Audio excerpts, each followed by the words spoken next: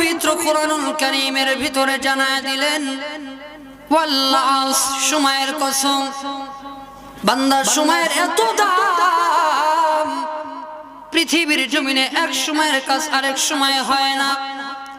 পৃথিবীর জমিনে ব্যবসা এক সময়ের ব্যবসা আরেক সময় হয় না। পৃথিবীর জমিনে ফজরের নামাজ যোহরের সময় হয় না।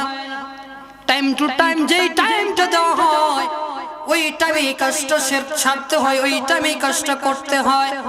ঠিক ততরূপ দুনিয়ার মধ্যে আল্লাহ পাক রব্বুল আলামিন বলেন, বান্দা তোমাকে যেই সময় যেই আমলের কথা বলা হয়েছে ওই সময় ওই আমলটুকু তোমাকে বান্দা করতে হবে। এজন্য রব্বুল আলামিন সময়ের কসম কাটলেন। বান্দা বলেন তো দেখি, যদি আপনার সমুদ্রের তীরের মধ্যে যাইয়া বা কোনো পুকুরের ধারে দাঁড়াইয়া আপনি যদি একটু তাকায় দেখেন নদীর যেই ঢেউটা চলে যায়, বলেন তো দেখি ওই ঢেউয়ের মতো ঢেউ আবার আসবে নাকি? আসা সম্ভব নয়। ঠিক ততরূপ আল্লাহ পাক রব্বুল আলামিন বলেন, বান্দা সময়ের এত দাম, বান্দা তোমার এক ওয়াক্ত নামাজ পড়ার জন্য সময় লাগবে আধা ঘন্টা, 20 মিনিট 25 মিনিট। বান্দা 5 ওয়াক্ত নামাজ পড়ার জন্য তোমাকে সময় লাগবে 2 ঘন্টা 1.5 ঘন্টা, মানে পুরাটা মিলে আপনার মোট করে এতটুকু সময় তুমি বান্দা পৃথিবীর জমিনে দিতে পারো না। বান্দা এতটুকু কি জানো, তোমার জন্য দিন রাত 24 ঘন্টা সময় দেওয়া হলো। এই 24 ঘন্টার সময়ের ভিতরে বান্দা তোমার পেট যেহেতু দিয়েছি, পেট জোগাড় করার জন্য, পেটের আহরণ জোগাড় করার জন্য তোমাকে বাইরে বের হতে হবে।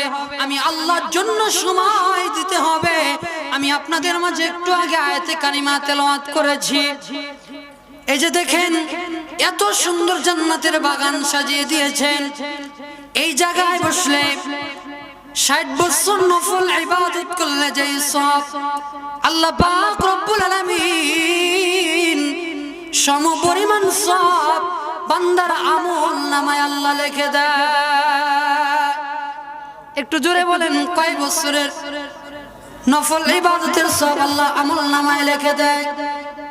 কথা বলে না, কয় বছরে লিখে দেয়?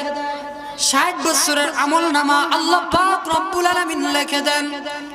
তোমাকে আমলের জন্য পাঠানো হলো, কিন্তু তুমি বান্দা নেক আমল করো না, আমি আল্লাহ তোমাকে ধ্বংস করে দেই না। আল্লাহ তাআলা বলেন, বান্দা হাত দিয়েছি ভালো কাজের জন্য, বান্দা ভালো কাজ না করে দেখা যায় বান্দা এই হাত দিয়ে সুদের টাকা নেয়। এই বান্দা হাত